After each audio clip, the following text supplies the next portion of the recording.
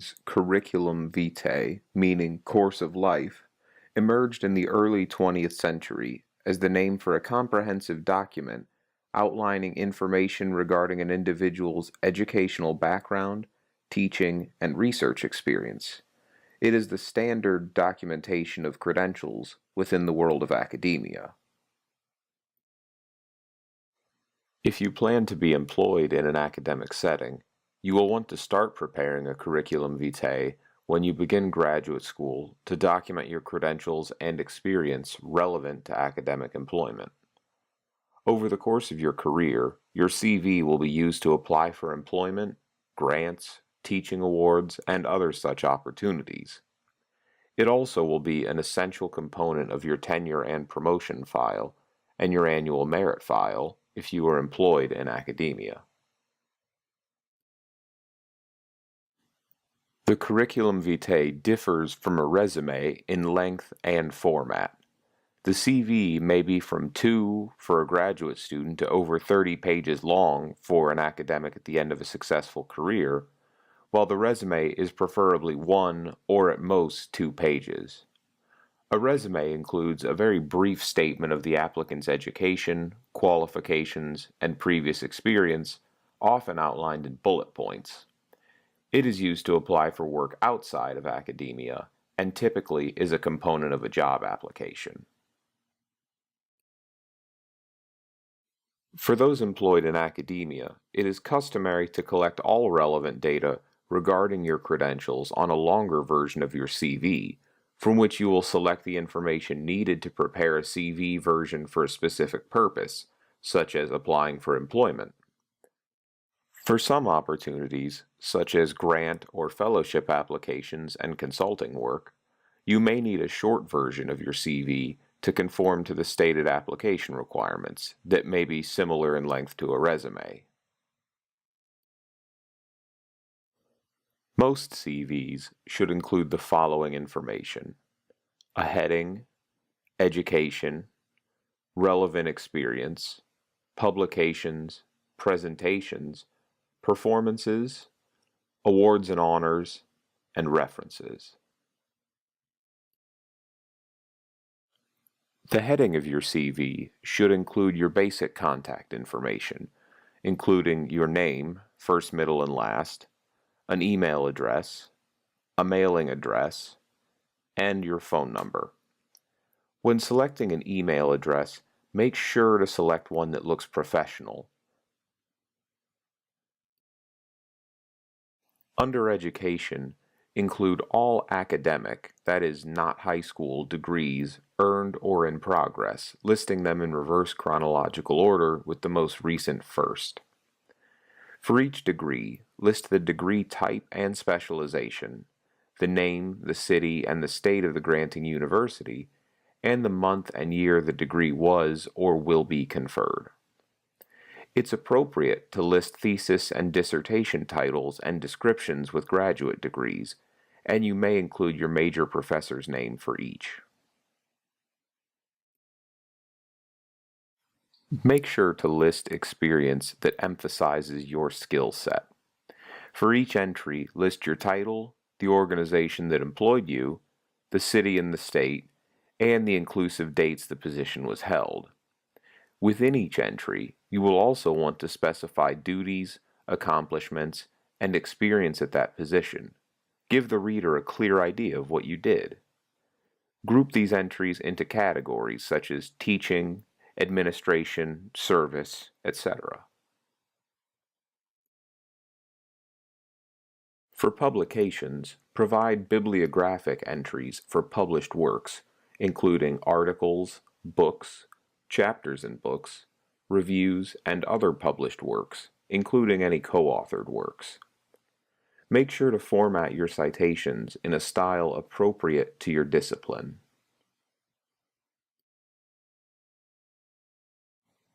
For each presentation, provide the presentation title, the name of the conference or event where it was presented, the date, and the location. It's appropriate to have categories for international, national, and regional presentations if applicable, and to indicate whether the presentation was juried, i.e. selected through a competitive review process, or invited. Composers will need to include significant performances of their compositions. For each entry, provide the name of the piece or pieces, the conference or event where it was presented, the names of the performer or the ensemble, the date, and the location. It's appropriate to have categories for international, national, and regional performances if applicable, and to indicate whether a performance was juried or invited.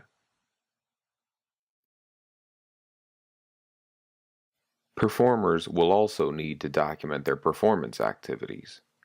For each entry, provide the name of the piece, the concert, conference, or event where it was performed, the date, and the location. Like presentations and compositions, it's appropriate to have categories for international, national, and regional performances if applicable, and to indicate whether a performance was juried or invited.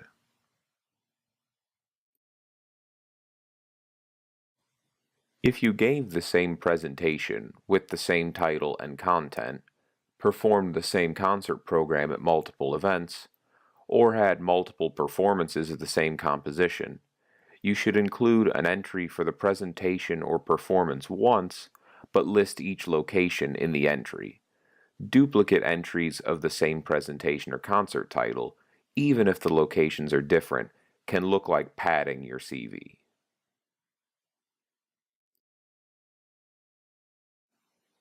Make sure to include any awards or honors you've received, the name of the entity or organization that recognized your work, and the date of the award or honor.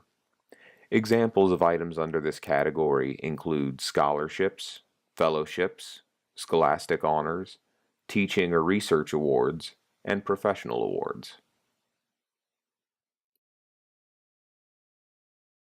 If you have applied for and received a grant, include the title and amount of each grant received, the purpose for which the grant was awarded, which entity or organization provided the grant, and the time span encompassed by the grant. The final category on your CV will be your professional references. In this section, you will list the name, title, affiliation, and contact information of faculty or others who have taught you, observed you, or supervised your work. Select people who know your work well and who can provide a detailed, positive reference. Be sure that you ask anyone you wish to list as a reference ahead of time. Nothing looks worse to a potential employer than contacting a very surprised reference.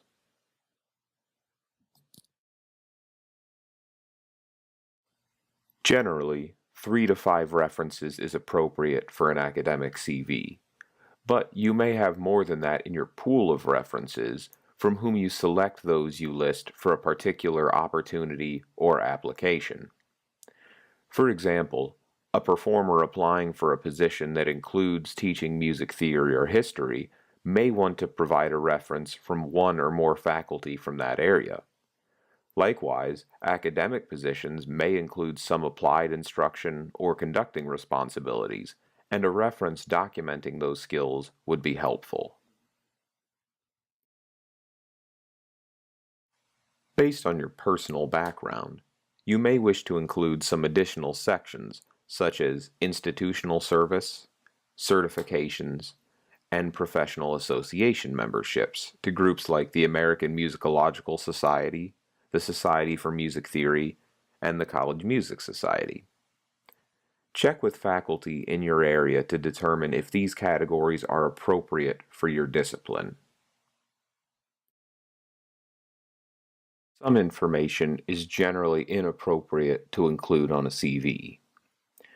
Don't include your salary requirements. Also, don't include your age, birth date, marital status, number of children, nationality, ethnicity, citizenship, health status, height, weight, and other personal information that employers may not legally consider. Don't include information that's not relevant to your profession, such as hobbies, non-professional memberships or associations, religious affiliation, etc. There is no correct way to format a CV. Remember that what you're looking for in your CV is clarity and readability. You want whoever is reading your CV to easily find relevant information. Choose a formatting style that highlights important elements. Most word processors come with a number of CV templates, which can provide a good starting point.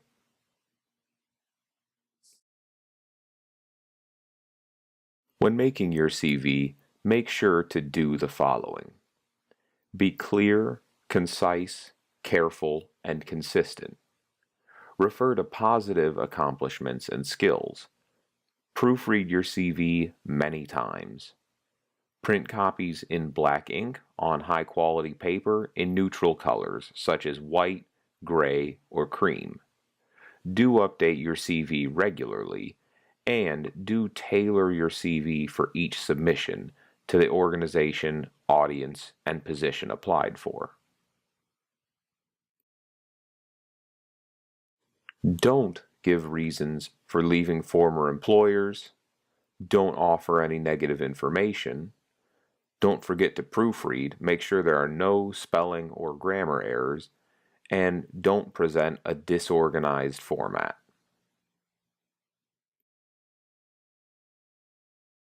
First and most important resource for assistance in preparing your CV is your area faculty, your major professor, committee members, and other faculty who know your work. They need to know what you have included on your CV to be familiar with all of your work, as they will be writing recommendations for you.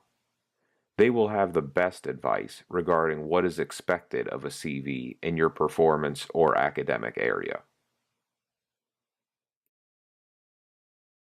Before sharing or distributing your CV, make sure that your major professor and other faculty members in your area review it and give you comments. Especially valuable insights may be provided by those with recent experience, either as a search committee member or new faculty who have recently been applicants on the job market. Faculty may be willing to present a workshop on CV preparation for their area graduate students if asked.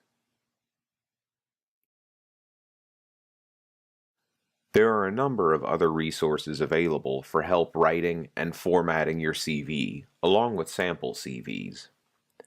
The FSU Career Center will provide help and critique from a career advisor without an appointment. Many professional organizations have a CV review session at their national conferences. Make sure your area faculty have reviewed it first, though. You may also ask faculty from previous institutions where you studied to review your CV.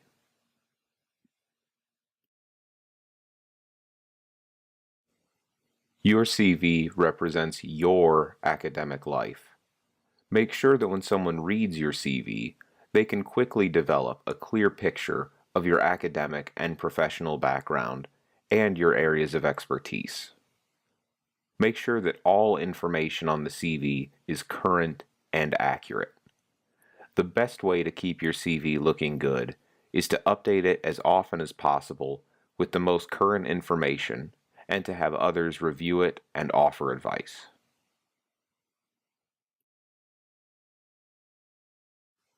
This concludes the video on preparing an academic CV. For more information regarding specific topics introduced in this video, see www.career.fsu.edu.